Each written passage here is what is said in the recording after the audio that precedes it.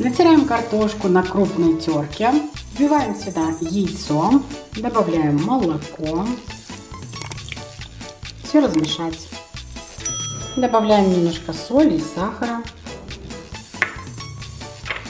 зеленый укроп и мука.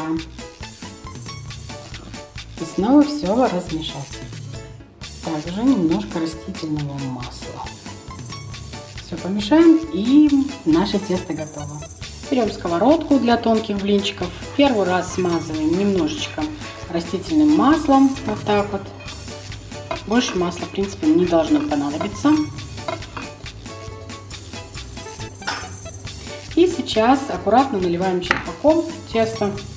Тонкий слой, так, чтобы, в общем, наливаем тесто и вот так вот сковородкой его будем разровнять. Вот таким образом делаем. Можно помочь черпачком, чтобы по всей поверхности наше тесто лежало равномерно. Все, теперь пережариваем, как обычные блинчики, с одной стороны, потом переворачиваем на другую.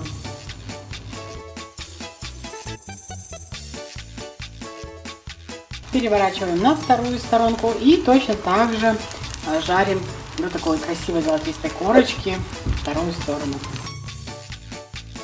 Не переживайте, картошка прожарится, главное не толстый слой, а чтобы она просто равномерно лежала тоненьким слоем.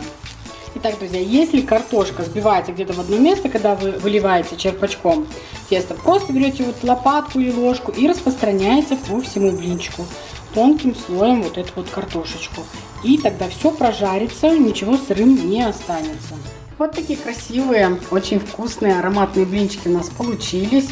Обязательно приготовьте их, попробуйте, я уверена, вам понравится.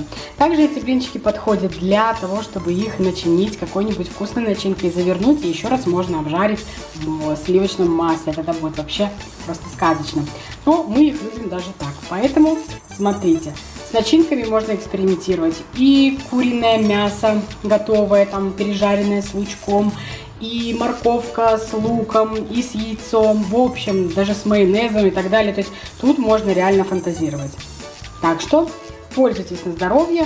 У меня получилось 5 блинчиков, но это буквально на одно яйцо. То есть ингредиентов я напишу на 2 яйца, и получится у вас приблизительно 10 блинов.